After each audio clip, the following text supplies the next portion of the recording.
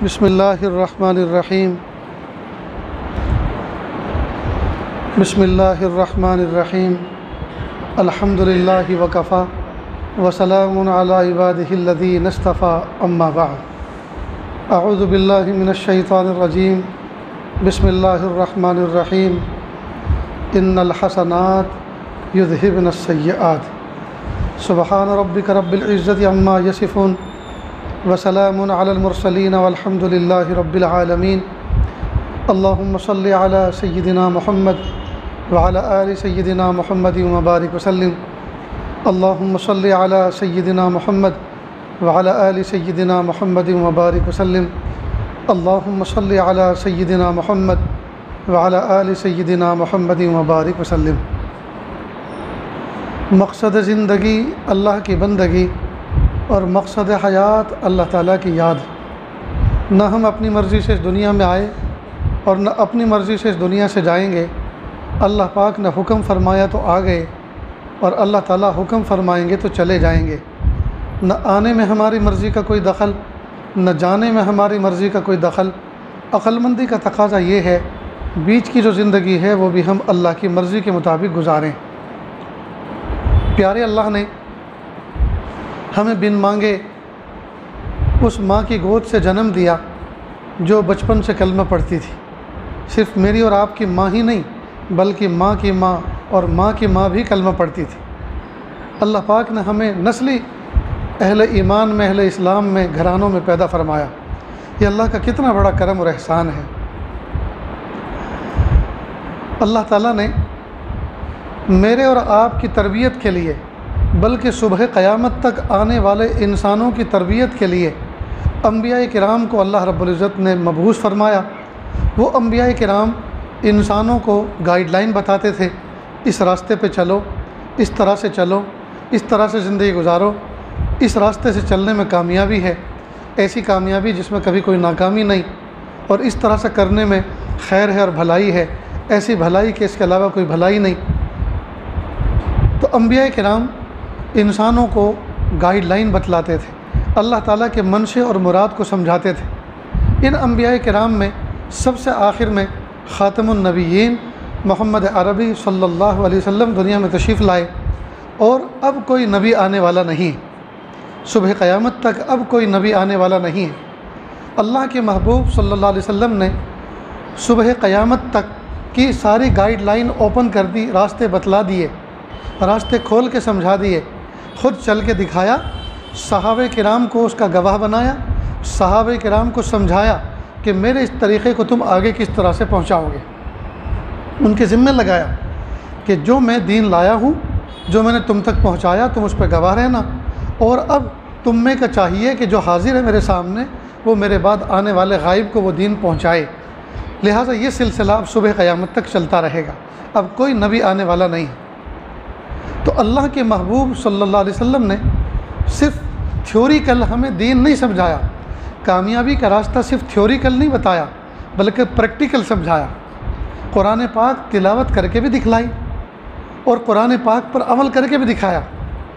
अलबत्ता इंसान की ज़िंदगी में कुछ रास्ते वो हैं जिन पे नहीं चलना चाहिए और इंसान कई मरतबा चल पड़ता है, तो अब उसको कैसे मेंटेन करें।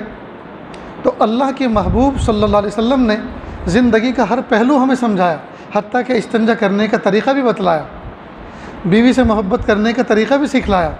लेकिन कुछ चीज़ें ऐसी थीं कि वो नबी की शान निशान नहीं थी। लिहाजा अल्लाह पाक ने नबी के ज़माने में सहाबे किराम से वो काम करवा के दिखलाए ताकि हम तक और क़यामत तक आने वालों के लिए एक नमूना और आइडिया और आइडियल वो जो है नमूना बन सके। चुनांचे एक सहाबी से ज़िना हुआ तो ज़िना का नमूना अल्लाह के नबी की ज़ात से नहीं हो सकता था, क्यों, मासूम है और सहाबा किराम महफूज हैं। लेकिन बहरहाल नबी तो नहीं थे, सहाबा थे, नबी तो नहीं थे, लिहाजा वो नबी के कैटेगरी में नहीं थे, लिहाजा ज़िना उनसे हो सकता था और हुआ। लेकिन अल्लाह पाक ने वो एक नमूने के तौर पर दिखलाया। उनकी भी कोई आदत नहीं थी नाउज़ुबिल्लाह, बस एक सैंपल दिखा दिया कि ऐसा भी हो सकता है और इसकी सज़ा यूँ। और हुजूर के ज़माने में अगर ये ना होता और बाद में चल कर होता और फिर इसकी सज़ा नाफिज होती तो उम्मत में तूफ़ान और वबाल हो जाता। लोग कहते हैं कि जिस चीज़ का सबूत हुजूर के ज़माने में नहीं, सहाबे किराम के ज़माने में नहीं, अब वो हमारे ज़माने में हुआ तो उस पर मौत की सज़ा क्यों दी जा रही है, उस पर रमी जिमार की सज़ा क्यों दी जा रही है, संगसारी की सज़ा क्यों दी जा रही है। अगर इतनी बड़ी सज़ा थी तो हुजूर के ज़माने में तो इसका नमूना होना चाहिए था। लोग एतराज़ करते, अल्लाह ताला ने सुबह क़यामत तक के लिए एतराज़ का दरवाज़ा बंद कर दिया कि जब मेरे प्यारे नबी के प्यारे सहाबा किराम से एक वाक़या वजूद में आ सकता है और उन्हीं के सामने उसकी सज़ा भी नाफिज हो सकती है, तो बस अब इसको समझ लो कि जब जब इस तरह का वाक़या होगा तो सज़ा ये होगी। अब यहाँ एक बात और समझ लें, इस्लाम के अंदर जो बहुत सारी सज़ाएँ हैं वो पब्लिक पैलेस पर दी जाती हैं। मिसाल के तौर पर फांसी है, इसी तरह संगसारी है, हाथ काटना है, ये दवाखाने में ले जाके नहीं कटवाया जाता। या फांसी है तो अंधेरी कोठड़ी में सूरज तुलू होने से पहले सब लोग सोए हुए हैं उस वक्त नहीं दी जाती, बल्कि इसको ओपन दी जाती है, इसलिए कि सज़ा का मकसद जिसको सज़ा दी जा रही है उसको तकलीफ़ ही नहीं है बल्कि उसकी तत्हीर है और दूसरे लोगों को इबरत बना के दिखाना है कि देखो ख़बरदार, अगर तुमने ऐसा किया या तुम्हारी नस्लों ने औलादों ने ऐसा किया तो ये सज़ा होगी। तो देखने वाले ख़ुद भी सुधरते हैं और अपनी नस्लों के बारे में आज़म कर लेते हैं, अपने बच्चों पे निगरानी रखनी है, उनको बेराह नहीं होने देना, वरना उनको तो सज़ा मिलेगी, इज़्ज़त हमारी जाएगी। तो हर आदमी पर्सनल अपनी भी सिक्योरिटी करता है और इबरत पकड़ता है और अपनी नस्लों की हिफाजत का इंतज़ाम करता है। यह है बरसर आम सज़ा देने की सज़ा का फ़ायदा। जबकि आज के दौर में पूरी दुनिया के अंदर सज़ाएँ दी जाती हैं काल कोठरियों के अंदर जी, और सूरज निकलने से पहले कि किसी को पता ना चले। तो इबरत कहाँ हुई, इबरत कहाँ हुई? अगर मारना ही था तो कुदरत भी मार देती, अल्लाह भी उनको मार देता, बंद कमरे के अंदर थे, वो इस पर कादिर थे, लेकिन इबरत तो ना बनती ना, फिर मिसाल तो ना बनती। अब बज़ाहिर एक को फांसी दी गई, बज़ाहिर एक के हाथ कटे, लेकिन जितनी लोगों के अंदर चोरी का जज्बा था सबके जन्म सुधर गए। सब ने सोच लिया नहीं भाई, 2 पैसे के लिए अपने कीमती हाथ को ज़ाया नहीं करना, 2 पैसे चोरी के लिए, 2 पैसे नफ़े के लिए, 2 दिन खाने के लिए कोई ऐसा काम नहीं करना कि हमेशा हमेशा माजूर हो जाएं जी। तो एक आदमी अपनी इबरत को देखने के लिए जी अपनी नस्लों की फ़िक्र कर लेता है।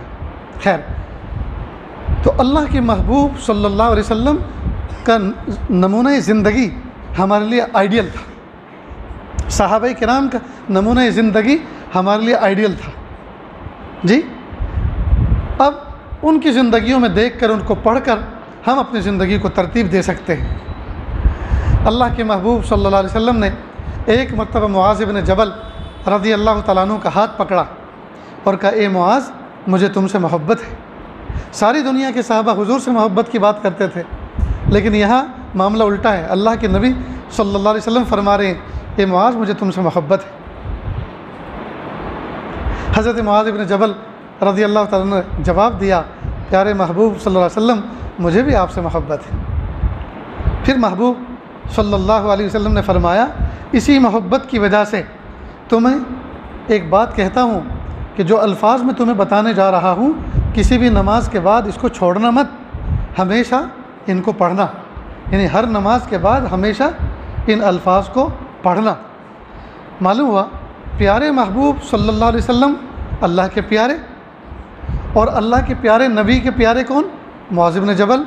तो एक प्यारा अपने प्यारे को जब कोई चीज़ देता है वो भी प्यारी होती है, वो कोई मामूली चीज़ नहीं होती। प्यारा अपने प्यारे को कोई प्यारी चीज़ दिया करता है ना। तो अल्लाह के महबूब सल्लल्लाहु अलैहि वसल्लम कायनात में अल्लाह के बाद सबसे प्यारे, और महबूब सल्लल्लाहु अलैहि वसल्लम के प्यारे कौन? मुआज़ इब्न जबल रज़ी अल्लाह तआला अन्हु। तो अल्लाह का प्यारा अपने प्यारे को कोई मामूली चीज़ नहीं दे रहा, वो प्यारी चीज़ दे रहा है जो ख़ुद उसको भी पसंद है। क्या फरमाया कि ये अल्फाज किसी भी हर नमाज के बाद मत भूलना, यानी ज़रूर उसका एहतमाम करना। और नमाज के बाद दुआ कबूल होती है। फ़र्ज़ नमाज़ों के बाद जो दुआ की जाती है, हदीस में है कि अल्लाह ताला उसको कबूल फरमाते हैं। तो हर नमाज के बाद पढ़ने के लिए कहा जा रहा है, उसके मतलब ये है कि हर नमाज के बाद ये मकबूल हैं। अल्फाज क्या है? अल्लाहुम्मा अइन्नी अला ज़िक्रिका व शुक्रिका व हुस्न इबादतिक। ए मेरे प्यारे अल्लाह, मेरी मदद फरमा अब आपका ज़िक्र करने पर, आपकी याद करने पर। ज़िक्र का मतलब उर्दू में याद करना, और याद करना कोई जुज़ वक्ती चीज़ नहीं होती कि थोड़ी देर याद कर लिया, बल्कि याद तो दिल का अमल है, और इसमें वो याद हमेशा होनी चाहिए। अगर लैला मजनू से ये पूछे कि तुम मुझसे मोहब्बत के दावे करते हो, मोहब्बत का दावा करते हो कि तुम मुझसे मोहब्बत करते हो, तो ये तो बताओ मुझे कितना याद करते हो? का 151 दफ़ा याद करता हूँ। तो चप्पल निकाल के जूते मारेगी, चप्पल रसीद करेगी? बेवकूफ़ कहीं का। दावा करता है मोहब्बत का और गिन के याद करता है। गिन के याद करने का थोड़े होता है, अनलिमिटेड याद करने का होता है।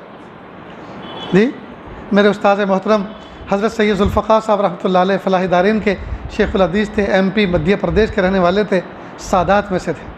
उन्होंने अपने शेख को लिखा, हज़रत जो तस्बीह आपने मुझे बताई है मैं उससे कुछ ज़्यादा ही पढ़ता हूँ, लेकिन गिन के नहीं पढ़ता, इसलिए कि मुझे शर्म आती है।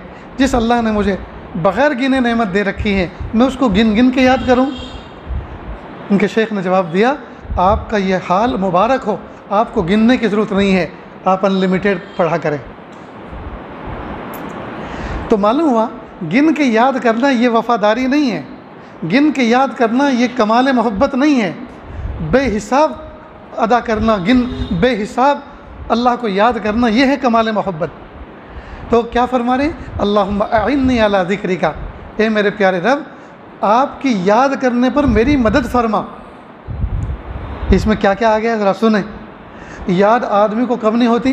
टेंशन जब होता है तो याद नहीं आता। जब कोई टेंशन होता है ना आदमी को, तो जिस चीज़ का टेंशन है बस जहन उसी में रहता है, दूसरी चीज़ को भूल जाता है। यार मैंने तुम्हें एक बात कही थी, तुमने किया नहीं, यार क्या करूँ आजकल ज़रा एक टेंशन है, मैं भूल गया। मालूम है टेंशन याद है, वो काम भूल गया। यार मैंने आपके पास एक लेटर भेजा था, आपने पढ़ा कि नहीं? माफ़ करना यार मैं भूल गया। मैसेज भेजा यार, अभी तक आपने उसको रीड नहीं किया कि यार माफ़ करना, ज़रा एक मैं टेंशन में चल रहा हूँ, इसलिए आजकल ज़रा व्हाट्सएप कम देखता हूँ। मालूम हुआ टेंशन ऐसी चीज़ है जो न ख़त पढ़ने दे रही, न मैसेज पढ़ने दे रही, न व्हाट्सएप देखने दे रही, न कोई काम याद करने दे रही। तो टेंशन ऐसी चीज़ है। तो अल्लाहुम्मा अइन्नी अला ज़िक्रिका, ए मेरे प्यारे रब, आप मेरी मदद फरमा आपका ज़िक्र करने पर, आपका याद करने पर। क्या मतलब? अल्लाह सब टेंशन ख़त्म कर दीजिए ताकि आपको याद करूँ। तो दरपर्दा इस जुमले के अंदर टेंशन फ्री ज़िंदगी मांगी जा रही। नीस आदमी को कब याद नहीं होता? जब आदमी कर्ज़ों में डूबा हुआ हो, मर्ज़ों में जकड़ा हुआ हो, तब अल्लाह को भूल जाता है। जी, इसी तरह बच्चों के रिश्ते दांते न हुए हों, कर्ज़ बढ़े हुए हों, कोई सौदा चल रहा है वो सौदा अनकम्प्लीट हो, ये सारी की सारी चीज़ें, बच्चों के रिश्ते न हुए हों, सौदा अनकम्प्लीट हो, कर्ज़ा अदा न हो रहा हो, ये सारी की सारी चीज़ें वो हैं जो अल्लाह की याद से बंदे को गाफिल करती हैं कि नहीं करती? तो ये जुमला अल्लाहुम्मा अइन्नी अला ज़िक्रिका, अल्लाह आप मेरी मदद फरमा कि मैं आपको याद करूं, आपका ज़िक्र करूं। दरपर्दा इस जुमले के अंदर ये सारी चीज़ों का इलाज मांगा जा रहा है। हाय हाय, क्या प्यारा जुमला है। अल्लाहुम्मा अइन्नी अला ज़िक्रिका, जब अल्लाह ज़िक्र की तौफ़ीक देंगे तो टेंशन फ्री कर देंगे, सौदे पटा देंगे, रिश्ते करवा देंगे, जी बीमारियां दूर कर देंगे, कर्ज़े अदा करवा देंगे, सारी की सारी चीज़ें सॉल्व हो जाएंगी। अल्लाहुम्मा अइन्नी अला ज़िक्रिका। मेरे भाइयों, कदर करें कि प्यारे महबूब सल्लल्लाहु अलैहि वसल्लम ने हमें कितनी प्यारी दुआ बतलाई। फिर दूसरा जुमला क्या फरमाया? अल्लाहुम्मा अइन्नी अला ज़िक्रिका व शुक्रिका, और अल्लाह मुझे शुक्र की तौफ़ीक अता फरमा। मैं एक बच्चे से कहूँ, बेटा आप मेरा शुक्रिया अदा क्यों नहीं करते? कहेगा हज़रत आपको मैं पहली मरतबा देख रहा हूँ, आपने मुझे कभी कोई चाय नहीं पिलाई, कभी कोई गिफ्ट नहीं दिया, कभी अपने घर नहीं बुलाया, कभी मुझसे हैंडशेक नहीं किया, मुसाफा नहीं किया, मेरे कंधे पे हाथ नहीं रखा। अब बताओ मैं किसका शुक्रिया अदा करूँ? खाली पीली। मालूम हुआ शुक्रिया उसके मुकाबले में नेमत ढूंढता है। शुक्रिया किस पे अदा किया जाता है? नेमतों पर शुक्रिया अदा किया जाता है। तो बंदा यूँ कह रहा है, अल्लाह मेरी मदद फरमा कि मैं आपका शुक्र करूँ। इसका मतलब सवाल कर रहा है कि अल्लाह कुछ खाने पीने को दो, कुछ इनाम दो, कुछ नेमतें दो ताकि मैं शुक्र करूँ। यानी नेमतों में रखिए और शुक्र की तौफ़ीक दीजिए। और तीसरी बात फरमाई, अल्लाहुम्मा अइन्नी अला ज़िक्रिका व शुक्रिका व हुस्न इबादतिक, और अल्लाह मुझे इबादत का अहसन तरीक़ा अता फ़रमा, मैं इबादत करूँ अहसन तरीक़े से करूँ, नमाज़ पढ़ूँ डूब के पढ़ूँ, टूट के पढ़ूँ, रुकू करूँ सुकून से करूँ, सजदा करूँ मज़े मज़े से करूँ, कायदे में बैठूँ झूम के बैठूँ, नमाज में क़याम के अंदर तिलावत करूँ तो मज़े से करूँ जी। फ़हुस्न इबादती, रमज़ान के रोज़े आए तो हाय और वावेला न करूँ, भाई रोज़ा बहुत लग रहा है, आज भूख बहुत लग रही है, आज प्यास बहुत लग रही है, आज शरबत की खैर नहीं, आज जूस की खैर नहीं, आज समोसों की खैर नहीं, आज भजिए की खैर नहीं, ये शिकवे शिकायत। रोज़ा रखें मोहब्बतों के साथ, लब पर कोई हर्फ शिकायत ना हो। हज का मौका आ रहा है, हज करें झूम झूम के, टूट के, डूब के जी। क़ुरबानी करें खुश दिली के साथ, बेहतरीन किस्म का जानवर लाएं, आला किस्म का, आला नस्ल का, मोहब्बतों के साथ उससे अल्लाह के सामने उसको पेश करें। गर्ज़ ये कि तीसरे जुमले में ये मांगा जा रहा है, या अल्लाह जो भी इबादत आप मेरी तरफ मुतवज्जे करें तो मैं उस इबादत को अहसन तरीक़े से अदा करूँ। ज़कात दूँ तो गिन गिन के और दिल टूटे हुए दिल के साथ नहीं, बल्कि खुश दिली के साथ, जो नोटों की गड्डियों में जो सबसे कड़क और नए नोट हों वो मैं ज़कात में अदा करूँ मोहब्बतों के साथ। ये अल्लाह का फ़रीज़ा है, मोहब्बतों के साथ में अदा करूँ। ये नहीं है कि फ़कीर को सदक़े का पैसा दे रहे हैं और वो नोट दे रहे हैं जो सारी दुकानों से रिजेक्ट होकर आया है, सारी दुकानों से रिजेक्ट होकर आया, जो दुकान वालों ने नहीं लिया। का फ़कीर थोड़े शिकवा करने वाला है कि जनाब अच्छा नोट दो, उसे पता है ना आगे से हो सकता है गाली निकल जाए। एक तो बग़ैर कमाए बग़ैर किसी मेहनत के पैसा मांग रहा है और ऊपर से गोया एहसान कर रहा है मुझ पर, और नया नोट कड़क ला के दूँ तुझे बैंक में से निकाल कर, तो वो समझता है कि कहीं मुझ पर फटकार न पड़ जाए, लिहाजा वो फटा हुआ नोट भी चुपचाप ले लेता है। तो हमने अल्लाह के नाम पर, जो अल्लाह के नाम पे सदा लगा रहा था, अल्लाह के नाम पे कौन सा नोट दिया? फटा हुआ जी। ये कदर है अल्लाह के नाम की हमारे साथ। हज़रत आयशा सिद्दीक़ा रज़ी अल्लाह तआला अन्हा दिरहम व दनानीर एक मरतबा वॉश कर रही थी, धो रही थी। अल्लाह के महबूब साहब ने पूछा, हुमैरा ये क्या कर रही हो? कहा आप ही से तो सुना है कि जब कोई बंदा अल्लाह के लिए कोई फ़कीर को, मोहताज को अगर अल्लाह के लिए कोई सदका देता है तो उसके हाथ में बाद में पहुंचता है, पहले अल्लाह के हाथ में पहुंचता है। मैं चाहती हूँ मेरे अल्लाह के हाथ में साफ़ सुथरा माल पहुँचे। तो ये कोई फ़र्ज़ वाजिब नहीं है, लेकिन नियत करो।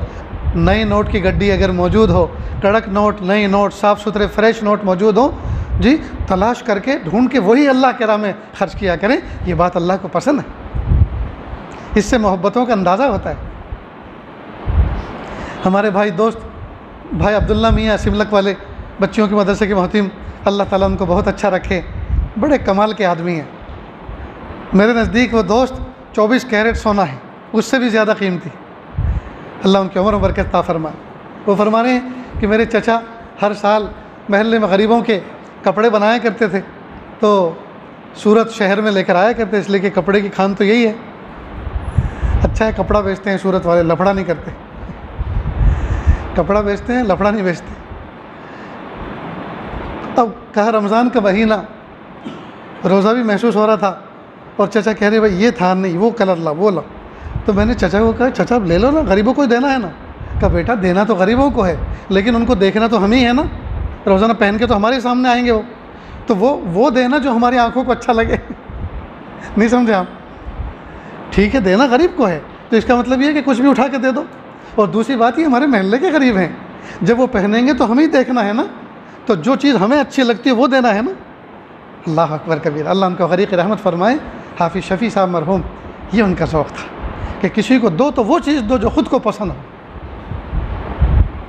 आज हमारा हाल ये है, घर में कपड़े रखे हैं, वो फलां कलर है ना, वो बिल्कुल अच्छे हैं, वो गरीबों को दे दो। हाय हाय, ये तो अपने कंधे से बोझ उतारा, ये हमने अल्लाह की निस्बत पर नहीं दिया। जो चीज़ हमें पसंद हो वो दें। यही तो आदमी तोला जाता है, नापा जाता है कि क्या दिया जा रहा है। बहरहाल तो अल्लाह के महबूब सल्लल्लाहु अलैहि वसल्लम ने क्या फरमाया? तीसरी चीज़, व हुस्न इबादतिक, या अल्लाह मुझे इबादत का अहसन तरीक़ा अता फरमा। मैं सदका खैर खैरात करूँ तो अहसन तरीक़े से करूँ, अहसन तरीक़े से। आजकल कई मरतबा हम गरीबों को देते हैं तो एक जैसी चीज़, मिसाल के तौर पर भाई गेहूँ दे दो, चावल दे दो, तेल दे दो, मिर्च मसाले दे दो, और तकरीबन दूसरा देता है वो भी इतनी चीज़ें देता है, घर में इन चीज़ों की ज़रूरत है। हालांकि कई दफ़ा घर में किसी और चीज़ की तो ज़रूरत होती। हमारे एक मिलने वाले हैं, उन्होंने गरीबों के घर में कुछ किट पहुंचाई, ज़रूरत की चीज़ ज़रूरत के दर्जे में। तो उन्होंने मुझे बताया, सेट बनाया कि मैंने देखा कि एक मियाँ बीवी और 2 छोटे छोटे बच्चे, 4 आदमी की अगर फैमिली हो तो उनको इतनी चीज़ें काफ़ी होती हैं महीने में। मसलन 2 किलो फला दाल, 1 किलो फला दाल, 3 किलो फला दाल, 5 किलो चावल, 10 किलो गेहूँ जी, और उसमें बेसन। मैंने कहा बेसन क्यों? कहा कभी कभी भजिए बनाने की ज़रूरत पड़ती है ना, ऐसा थोड़ी है कि अमीर ही शौक़ रखते हैं भजिए का, क्या गरीब नहीं रखते, इसलिए बेसन भी मैंने रखा। फिर मिर्च मसाले, और मिर्च मसालों के बाद फिर दूध के लिए नकद पैसे, क्योंकि ये चीज़ जो है कोई भीख में नहीं देता, ये चीज़ खिदमत में कोई नहीं देता, लिहाजा उसके तो पूरे महीने ज़रूरत पड़ती है, उसके लिए नकद पैसे। और कहा 2 कपड़े धोने की साबुन, 1 वॉशिंग पाउडर का पूरा पैकेट 1 किलो का, और 2 नहाने की साबुन, इसलिए कि 4 अफराद में 2 साबुन तो पूरे महीने लगेंगी ना नहाने के लिए। जब अमीर नहाते हैं तो क्या गरीब नहीं नहाते होंगे? तो क्या गरीब बगैर साबुन के नहाएंगे जी? इतनी सारी चीज़ें। तो देखो ये है सलीका, किसी गरीब की पूरी ज़रूरत को, जैसे एक अमीर अपनी ज़रूरतों को सामने रखता है तो उसकी इसी तरह एक गरीब की ज़रूरतों को सामने रख कर तरतीब बनानी चाहिए। तो ये है किसी की मदद करने का आसान तरीक़ा।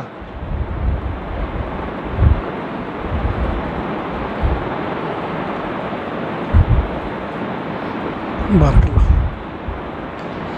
हमारे इल्मी एक दोस्त हैं, अल्लाह उनको बहुत अच्छा रखे, मौलाना गयास रशादी साहब, हैदराबाद के अंदर सफ़ा बैतुल माल चलाते हैं वो। पिछले साल इन्हीं दिनों में हैदराबाद शहर के अंदर सैलाब की कैफियत हुई, कुछ नशेबी इलाक़ों में, तो जो ग्राउंड फ्लोर थे वो तो तकरीबन डूब गए थे। उन्होंने मोटरसाइकिल से, साइकिलों से सर्वे कराया इलाके का, और अब की बार पिछले साल उन्होंने कोई किट तकसीम नहीं की, का हर आदमी इस मौके पर किट तकसीम करता है ज़रूरत की। हमने सोचा कि गरीबों को हर आदमी, हर अमीर जो है किट दे के जा रहा है, अब वो ज़रूरत से ज़ायद हो गई, रखने की जगह नहीं, संभालने की जगह नहीं, वैसे ही मुसीबत ज़्यादा है, इसलिए कि सारी दीवारें गिली हो चुकी, सारे डब्बी जितने थे वो बह गए, ख़राब हो गए। अब उस सामान को स्टोर कैसे करें, ये भी तो एक मसला है। फिर ये कि अगर ज़रूरत से ज़ायद हो गए तो किसी को बेच दे, अब किसको बेचें? जो ख़रीदने वाले उनके यहाँ भी पहले से मौजूद है, वही बेचना चाहते हैं, कोई लेने वाला नहीं। अब ये ज़रूरत से ज़ायद चीज़ हो गई, तो हमने उनके सर्वे किया। सर्वे करने के बाद 120 चीज़ों को हमने गिना, घर के अंदर 120 आइटम की ज़रूरत पड़ सकती है। फिर हर एक को 2-2, 3-3, 5-5 हज़ार का टोकन दिया, 100 रुपये, 200 रुपये, 50 रुपये के टोकन बनाए, स्लिप बनाकर उनके हाथ में दी, और कहा कि फ़लाँ मैदान के अंदर, शहर के फ़लाँ मैदान के अंदर हम जो है इमदाद का मॉल बना रहे, उसके अंदर कैश नहीं चलेगा, ये टोकन से ही वहाँ सामान ख़रीदा जा सकता है। उसमें पैरों के चप्पल, टॉयलेट के ब्रश, समझे, किचन के बर्तन, ज़रूरत का सामान, ओढ़ने का ब्लैंकेट, पहनने के कपड़े, हर तरह की चीज़ें, 120-22 किस्म के आइटम जो है वहाँ रखे, लेकिन पैसा कैश नहीं, पैसा चलेगा ये जो टोकन हमने दिया। गोया इमदाद करना चाह रहे हैं, लेकिन किसकी क्या ज़रूरत है, किसकी क्या ज़रूरत है, 120 आइटम में हर एक की ज़रूरत अलग अलग होती है, तो यहाँ से वो लेके जाए। क्या बेहतरीन आइडिया अल्लाह पाक ने सुझाया उनको। हर आदमी ने इज़्ज़त के साथ वो ज़रूरत की चीज़ उठाई। मिसाल के तौर पे सैलाब आता है तो हल्की फुल्की चीज़, जूते चप्पल हैं, ये पहले बह जाते हैं जी। अब खिदमत करने वालों का जहन इस तरफ नहीं जाता कि जूते चप्पल भी चाहिए, ये भी तो ज़रूरत की चीज़ है। मुसल्ला, मिसाल के तौर पे मुसल्ला है, उसकी ज़रूरत है। बहुत सी जगह कुरान पाक की ज़रूरत पड़ती है जी, इसलिए कि सारी चीज़ें इस किस्म की निकल गई, और न जाने क्या क्या चीज़ें। तो देखो ये है खिदमत का आसान तरीक़ा। इसलिए दोस्तों ये मांगना चाहिए अल्लाह से, या अल्लाह मैं जो भी काम करूं उसको आसान तरीक़े से अंजाम दूं, या अल्लाह इसका तरीक़ा मुझे सुझा दीजिए। तो अल्लाह के महबूब सल्लल्लाहु अलैहि वसल्लम ने मुआज़ इब्न जबल रज़ियल्लाहु ताला अन्हु को नसीहत फरमाई। क्या नसीहत फरमाई? कि अल्लाहुम्मा अइन्नी अला ज़िक्रिका, या अल्लाह आप मेरी मदद फरमा, मैं आपकी याद हरदम करूँ, आपका ज़िक्र करूँ। तो ज़िक्र से मुराद सिर्फ सुभान अल्लाह, अल्हम्दुलिल्लाह, अल्लाह अकबर की तस्बीह नहीं, बल्कि दिल के अंदर अल्लाह की याद ऐसी बस जाए कि वो किसी भी काम में रहे, हाथ पैर उसके काम काज में हो, दिल अल्लाह की याद में हो। और दिल की याद ये आला किस्म की याद है। कई मरतबा ज़ुबान तो ज़िक्र करती है लेकिन जहन गाफिल रहता है जी, लेकिन दिल ऐसी चीज़ है, दिल की याद ऐसी है कि इसमें ज़ुबान की तस्बीह की ज़रूरत नहीं है, दिल में अल्लाह मौजूद है। दस्त बकार दिल बयार, हाथ काम काज में हो और दिल अल्लाह की याद में, हाथ काम काज में हो दिल अल्लाह की। तो अल्लाहुम्मा आइन्नी अला ज़िक्री का, फिर क्या फरमाया, व शुक्री का, या अल्लाह मुझे नेमतों में रखिए और शुक्र की तौफीक दीजिए, व हुस्न इबादतिक, और मैं जौन से भी इबादत करूँ, जानी हो माली हो, जौन से भी इबादत करूँ, अहसन तरीके से उस इबादत को अंजाम दूँ। तो एक दो मिसाल मैंने आपको बताई अहसन तरीके से किस तरह से की जाती है, मौलाना गयास रशादी साहब की, भाई अब्दुल्ला मियाँ के चचा की। तो देखो ये है अहसन तरीक़ा। कोई भी इबादत करें आप, कैसी आवाज़ जी, बारिश हो रही है, तो अल्लाह मुझे अहसन तरीक़ा इबादत का तरीक़ा अता फरमा। तो इतनी बात याद रहेगी। अब आइए एक दूसरी हदीस, हज़रत मुआज़ इब्न जबल रज़ी अल्लाह ताला अन्हु, हज़रत मुआज़ इब्न जबल रज़ी अल्लाह ताला अन्हु वो फरमाते हैं कि मुझे प्यारे महबूब सल्लल्लाहु अलैहि वसल्लम ने 3 नसीहतें फरमाई। तो एक मरतबा तो ये नसीहत फरमाई, एक मरतबा 3 नसीहतें और फरमाई। वो 3 नसीहतें कौन सी थी? एक ये है, इत्तक़िल्लाह हैसुमा कुन्ता, हे मुआज़ इत्तक़िल्लाह हैसुमा कुन्ता, तक़वा इख्तियार करना तुम जहाँ कहीं भी हो, यानी अल्लाह ताला की अज़मत को सामने रखते हुए अल्लाह से डरना।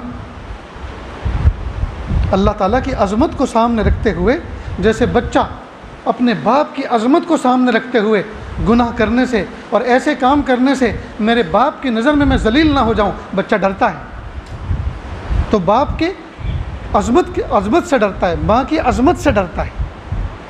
इसी तरह जो लोग नेक समझते हैं उनकी अज़मत से डरता है कि कहीं उनकी नज़रों में मैं गिर ना जाऊं। अब मिसाल के तौर पे इतने प्यारे प्यारे मुसल्ली सामने बैठे हुए हैं जी, अब यहाँ का कोई वक्त का मुदर्रिस होगा तो वो इनके सज़ा से नहीं डर रहा, ये भयानक नहीं है, तो प्यारे प्यारे चेहरे रखने वाले मुसल्ली हैं, लेकिन उसको डर किस बात का है? इनकी अज़मत का डर है कि ये इतने अजीम लोग हैं, अगर मेरी कोई ऐब इनके सामने खुलेगा तो इनकी नज़रों में मैं ज़लील हो जाऊँगा। तो अल्लाह ताला की अज़मत के सामने, अल्लाह की अज़मत के सामने इस बात से डरें कि हाय मेरा इतना प्यारा रब जो मुझे इज़्ज़तों के साथ रखता है, जो मुझे नेमतों के साथ रखता है, मैं उसके सामने कोई ऐसा नाफरमानी का काम करूं, समझे ना।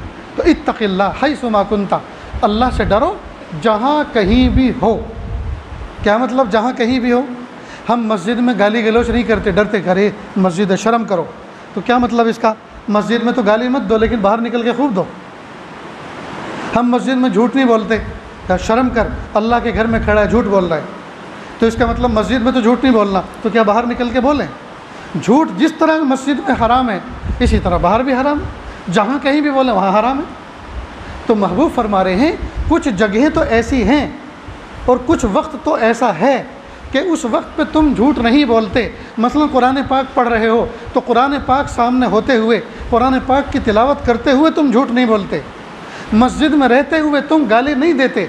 तो कुछ जगहें, कुछ औकात ऐसे हैं जिसमें तुम गाली नहीं करते। या रमज़ान मुबारक के महीने में तुम सच बोलते हो, गाली नहीं कर देते जी। तो ये तो जगह और मकान हुई कि उसको देखकर और जगहों को देखकर तुम गाली नहीं देते या कोई गुनाह नहीं करते, लेकिन ये कैफियत तुम्हारी ऐसी होनी चाहिए जहाँ भी हो, जिस हाल में भी हो, जिस वक्त भी हो, आप हर वक्त अल्लाह ताला से डरते रहें। इत्तक़िल्लाह हैसुमा कुन्त, मफ़हूम समझ में आ गया? दूसरी नसीहत क्या फरमाई? व अत्बिई सय्यअता अलहसनत तमहुहा, गुनाह करने के बाद, गुनाह करना नहीं है, अगर हो जाए गुनाह करने के बाद कोई नेकी कर लो, गुनाह करने के बाद कोई नेकी कर लो, वो नेकी उस गुनाह को मिटा देगी।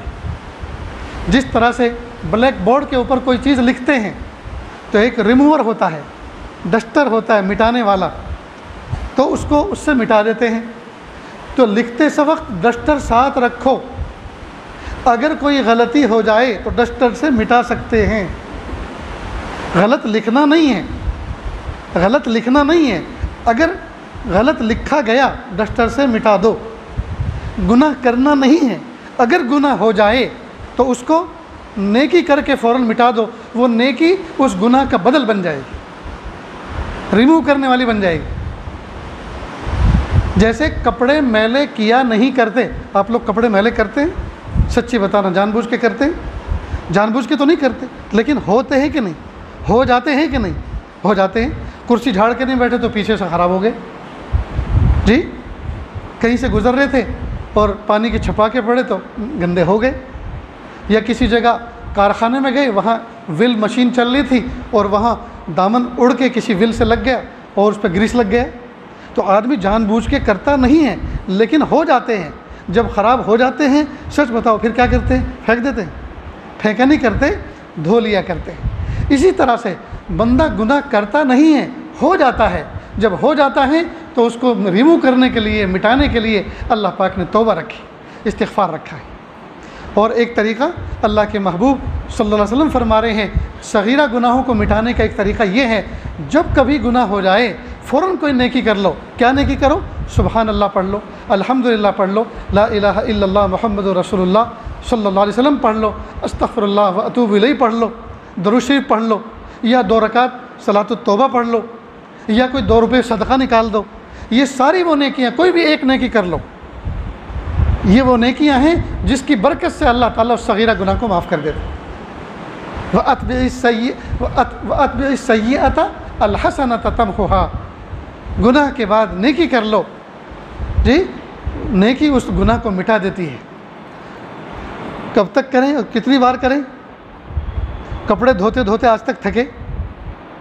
कपड़े धोते धोते नहीं थके तो फिर तौबा करके दिल धोते धोते क्यों थक गए? जब अल्लाह ताला माफ़ करने वाला नहीं थका, माफ़ी मांगने वाला क्यों थक गया? शैतान सुझाता है, तू कभी अल्लाह का वली नहीं बन सकता, तू सुबह को तौबा करता है, शाम को फिर गुनाह करता है, तू वली नहीं बन सकता। ये चाहे जितने जुब्बे पहन ले, चाहे जितनी पगड़ी बांध ले, चाहे जितने सफ़े अव्वल में नमाज़ पढ़, चाहे जितना जमात में जा, चाहे जितना अल्लाह वालों के दाएँ बाएँ घूम, कुछ भी कर ले, तू वली नहीं बन सकता। ये कौन कहलाता है? शैतान कहलाता है। जब मेरे प्यारे महबूब सल्लल्लाहु अलैहि वसल्लम ने बतला दिया, जब मेरे प्यारे अल्लाह ने बता दिया, मेरे बंदे चाहे जितने गुनाह हो आजा मेरे दर पर, मैं माफ़ करने के लिए तैयार हूँ, तो हम होते कौन हैं मायूस होने वाले? और जब कपड़े धोते धोते नहीं थके तो तौबा करते करते, माफ़ी मांगते मांगते कैसे थक गए?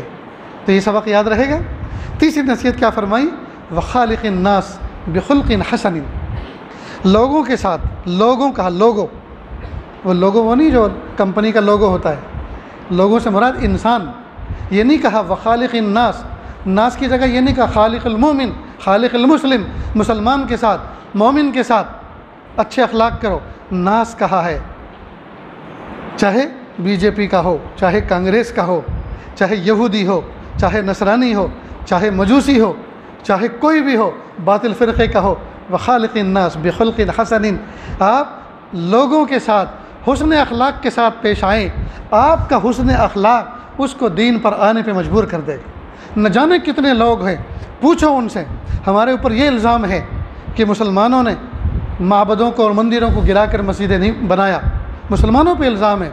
नहीं नहीं, हकीकत ये थी कि वो काफिर और मुशरिक, वो अल्लाह के साथ में शरीक करने वाले, और वो अल्लाह के अलावा पत्थरों को और मूर्तियों को और मेटल को और पानी को और हर तकलीफ़ देने वाली चीज़ और हर नफ़े देने वाली चीज़ों को पूजने वाले और मानने वाले, जब उनके दिल में ईमान आया, मुसलमानों के अखलाक देखे और वो समझे कि नहीं, मज़हब तो ये है, हक़ तो ये है, हम जो कर रहे हैं वो शिरक कर रहे हैं, हम जो कर रहे हैं वो गलत कर रहे हैं, अपने मालिक हकीकी के साथ में हम शिरक कर रहे हैं, हम मालिक हकीकी का कि नमक हरामी कर रहे हैं, खिलाता वो है और हम किसी और को समझते हैं, देता वो है हम किसी और को दाता समझते हैं, पैदा वो करता है और हम किसी और को समझते हैं। जब उन्होंने देख लिया कि नहीं, इस्लाम हक़ है, इस्लाम सच है, दीन हक़ है, दीन सच है, तो उन्होंने ईमान कबूल करने के बाद अपने मुशरिक कदों को ख़ुद अपने हाथों से गिराया और उनको गिरा के ख़ुद अल्लाह ताला के घर तामीर किए।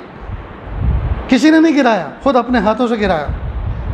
मैं और आप, हमारे आबा अजदाद भी कोई अरब से नहीं आए थे, हम इसी धरती पे पैदा हुए, पता नहीं कितने हैं, जो मुशरिक होंगे, लेकिन अल्लाह पाक का शुक्र और एहसान है कि अल्लाह पाक ने मुझे और मेरे आपको, मुझे और मेरे माँ बाप को, मुझे और मेरे दादी दादा को, जद्द अमदद को अल्लाह पाक ने हक़ समझाया, हक़ दिखाया, हक़ पे जमाया, हक़ को कबूल किया। आज हम हक़ के मानने वाले हैं और ये मेरा और आपका अधिकार है, ये मेरा और आपका हक़ है पैदाइशी कि जिसमें मुझे शांति मिले, जिसमें मुझे सुकून मिले मैं उसको कबूल करूं और बसद शौक़ उस पर अमल करूं। मुझे कोई मजबूर करने वाला नहीं, आपको कोई मजबूर करने वाला नहीं। इसलिए वतन से मोहब्बत ज़रूर है, लेकिन वतन को हम माबूद का दर्जा नहीं दे सकते कि इसका हम तसव्वुर में कोई मूर्ति समझें, इसका तसव्वुर में हम कोई जो है इसका एक वो बनाएं हयूला और उसके सामने हम झुकें, उसको नमन करें, नहीं। इसलिए जो लोग यूँ कहते हैं कि माता हम तुझे सजदा कहते रहे, हम तो नहीं कर सकते, हमने तो इस पेशानी को बेचा है सिर्फ़ एक को, और वो है अल्लाह। मैं तेरी मोहब्बत में गिरफ़्तार हूँ लेकिन तुझको मैं खुदा समझूँ ये इम्कान नहीं है। ए वतन मैं तेरी मोहब्बत में गिरफ़्तार हूँ, मैं दुनिया में कहीं भी रहूँ लेकिन वतन में मुझे तेरी याद आती रहती है। तेरी गलियों से मुझे मोहब्बत है, तेरी नदी नालों से मुझे मोहब्बत है, तेरे पहाड़ों से मुझे मोहब्बत है। मैं तेरी मोहब्बत में गिरफ़्तार हूँ लेकिन तुझको मैं खुदा समझूँ ये इम्कान नहीं है। खुदा का दर्जा तो हम तुझे नहीं दे सकते, माबूद का दर्जा तो हम तुझे नहीं दे सकते।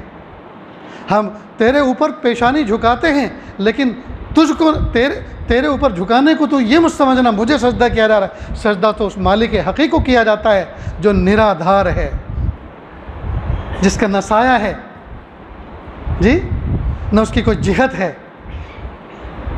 अल्लाह अकबर कबीरा, पता नहीं कैसे बात निकल गई। बहरहाल तो हम हुस्न अखलाक के साथ पेश आएँ।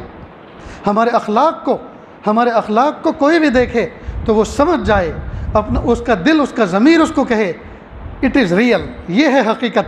ये जो सजदा कर रहा है, ये जो नमाज़ पढ़ रहा है, ये जो खाना खाने का जिसका तरीक़ा इतना बेहतरीन है, दस्तरखान बिछाए हुए है, ये जो उसका चलने का तरीक़ा है, देखो टखने से ऊपर पाजामा है, पाजामा ज़मीन पे झाड़ू ना दे, इसकी मोर्चे ख़राब ना हो, इसके पाइचे ख़राब ना हो, ज़मीन पर ऊपर का साफ़ सुथरा हो, नीचे का गंदा हुआ, क्या फ़ायदा जी। ये जो कुछ इसको मज़हब सिखा रहा है यही सच है, यही हक़ है। लेकिन ये चीज़ दूसरे को अपील को कब करेगी, जब कि हम अखलाक के साथ इसको डिस्प्ले करें, अखलाक के साथ। तो महबूब सल्लल्लाहु अलैहि वसल्लम क्या फरमा रहे हैं मुआज़ इब्न जबल रज़ियल्लाहु तआला अन्हु को, वख़ालिक़िन नास बिखुल्क़िन हसनिन, लोगों के साथ अच्छे अखलाक से पेश आओ, लोगों के साथ अच्छे अखलाक से पेश आओ। अच्छे अखलाक का एक नमूना और मैं आपको बतलाता हूँ।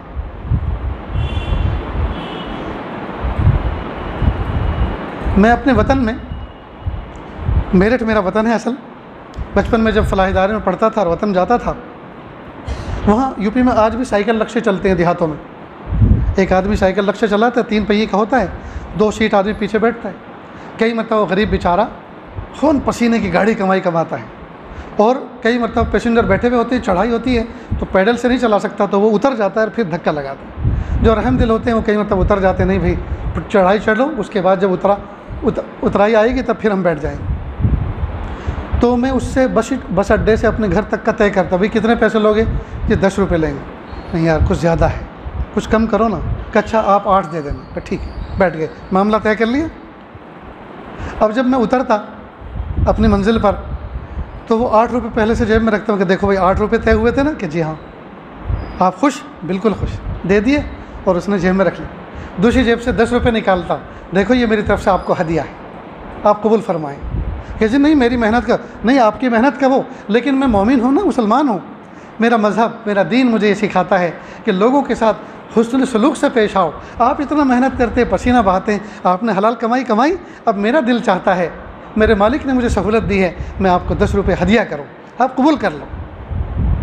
अब अगर मैं वही उसको सोच लेता, चलो भाई चलो फला महल्ले चलना है, और वो भी बिठा लेता, और मैं उसको उतार कर ये ना पूछता कितने पैसे, अंदाजे से ज़्यादा ही दे देता, ये उससे पूछता भाई क्या दूँ, अजी जो आपको देना हो, और मैं कुछ ज़्यादा देता, इससे ग्राहकी ख़राब होती है।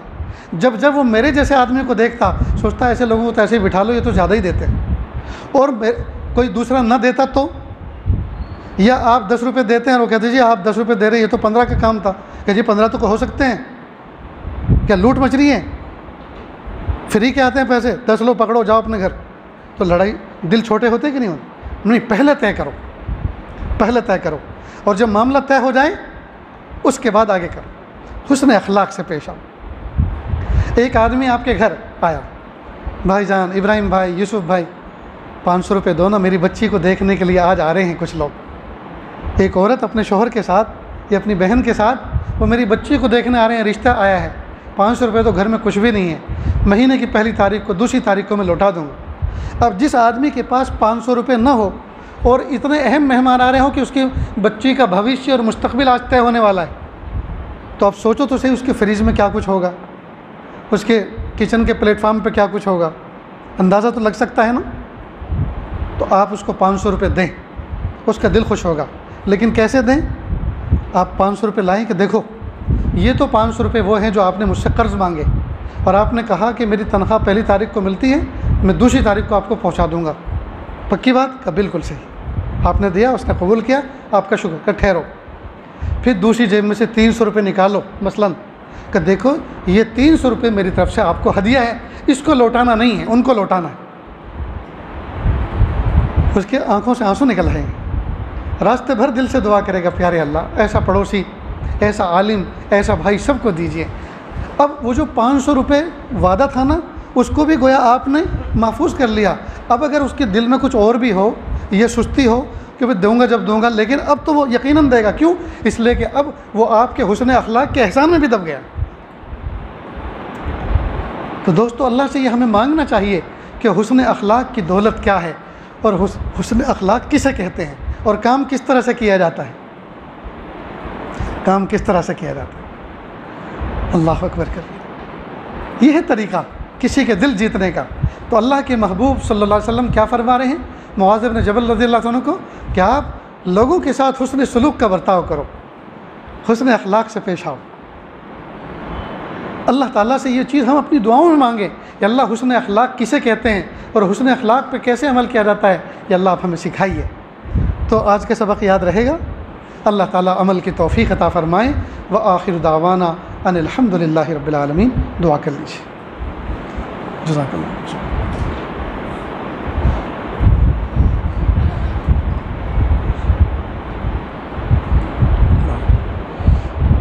बिस्मिल्लाहिर्रहमानिर्रहीम। अल्हम्दुलिल्लाहि रब्बिल आलमीन अर्रहमानिर्रहीम मालिकि यौमिद्दीन इय्याका नअबुदु व इय्याका नस्तईन इहदिनस सिरातल मुस्तक़ीम सिरातल लज़ीना अनअमता अलैहिम गैरिल मग़दूबि अलैहिम वलद्दाल्लीन आमीन या रब्बल आलमीन। अल्लाह जी, हम ज़ाहिर में आपके बंदे, हकीकत में निहायत गंदे। अल्लाह हमारे दिलों की गंदगी को दूर फरमा, हमें अपनी बंदगी का सलीक़ा अता फ़रमा, शर्मिंदगी वाले कामों से हमारी हिफाजत फ़रमा, बुरे दिन से, बुरी बात से, बुरी रात से, बुरे अंजाम से हमारी हिफाजत फ़रमा, सुए ख़ात्मा से हमारी हिफाजत फ़रमा। मेरे प्यारे अल्लाह, ये हाथ उठाए जाने के काबिल नहीं और ये ज़ुबान कुछ सवाल करने के काबिल नहीं। आपसे न मांगे तो किससे मांगें, आपसे सवाल न करें तो किससे सवाल करें। एक कमज़ोर एक कवी के दरवाज़े पर, एक साइल एक सखी के दरवाज़े पर, एक मोहताज एक गनी के दरवाज़े पर हाजिर है। मेरे प्यारे अल्लाह, पैर के नाखून से लेकर सर के बाल तक गुनाहों में डूबे हुए, मासियत में जकड़े हुए हैं। अल्लाह जी, हमें नेक बना दीजिए। या अल्लाह, हमारे ज़ाहिर व बातिन को या अल्लाह एक जैसा बना दीजिए। या अल्लाह, ज़ाहिर को बातिन से अच्छा और बातिन को ज़ाहिर से अच्छा बना दीजिए। अल्लाह, तक़वा दे दीजिए, पाकीज़गी दे दीजिए, मारिफत दे दीजिए, क़ुर्ब दे दीजिए, विलायत दे दीजिए, मकाम एहसान दे दीजिए, मकाम एहसान का कामिल एहसास दे दीजिए। अल्लाह, इस महफ़िल में न जाने कितने प्यारे प्यारे दोस्त अहबाब बैठे हुए हैं। या अल्लाह, हुजूर के उम्मती बैठे हुए हैं। सब के दिलों के अंदर कुछ मुरादें हैं, कुछ इरादे हैं। बहुत सौ के घरों में जवान जवान बच्चे और बच्चियां बैठे हैं। नेक साले रिश्ते नहीं मिल रहे, आफ़ियत के साथ नेक साले जोड़े अता फ़रमा। सादगी सुन्नत व शरीयत के मुताबिक निकाह करना आसान फ़रमा। मियाँ बीवी में सच्ची इज़्दिवाजी मोहब्बत अता फ़रमा, इज़्दिवाजी ताल्लुक़ और उनसियत अता फ़रमा। मेरे प्यारे अल्लाह, कितने ऐसे हैं जो बेरोज़गार हैं। अल्लाह, हलाल रोज़गार अता फ़रमा, बरकत अता फ़रमा। मेरे प्यारे अल्लाह, हम सबको ऐसा बना दीजिए हम आपको पसंद आ जाएं। अल्लाह, तक़वा दे दीजिए, पाकीज़गी दे दीजिए, मारिफत दे दीजिए, अपना क़ुर्ब दे दीजिए, अपनी विलायत दे दीजिए, कुशादा घर दे दीजिए, आफ़ियत वाली सवारी दे दीजिए, रहमत वाला बरकत वाला रिज़्क़ दे दीजिए। और या अल्लाह, थोड़ी मेहनत में ज़्यादा से ज़्यादा रोज़ी अता फ़रमा दीजिए। जो वक्त बचे उसे अपनी याद में गुजारने की तौफ़ीक़ अता फ़रमा दीजिए। या अल्लाह वतन अज़ीज़ के हालात अच्छे नहीं हैं, मेरे प्यारे अल्लाह हमारे हुक्मरानों की नीयत अच्छी कर दीजिए, हमारे हुक्मरानों के अखलाक अच्छे कर दीजिए, दिल के मैल को दूर कर दीजिए। या अल्लाह सारी कौमों से, सारे मज़ाहिब के लोगों को मोहब्बत की नज़र से देखने और अच्छा बिहेव करने की तौफ़ीक़ दे दीजिए। असबियत से और प्यारे अल्लाह जेलसी से और हसद से उन सब के दिलों की हिफाजत कर दीजिए। मेरे प्यारे अल्लाह हम वतनों से मोहब्बत का जज्बा अता फ़रमा दीजिए और उम्मत के माल को और पब्लिक के माल को पब्लिक के ऊपर ख़र्च करने की तौफ़ीक़ दे दीजिए। मेरे प्यारे अल्लाह रहम का मामला फ़रमा, हमारे मुल्क की सरहदों की हिफाजत फ़रमा।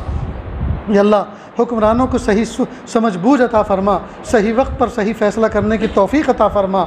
या अल्लाह हर पड़ोसी के साथ हुस्न सलूक के साथ रहने की तौफ़ीक़ अता फ़रमा। अल्लाह हम सब को ऐसा बना दीजिए हम आपको पसंद आ जाएँ। व सल्लल्लाहु तआला अला खैरि खल्क़िही मुहम्मदिन व आलिही व अस्हाबिही अजमाइन बिरहमतिका या अरहमर राहिमीन।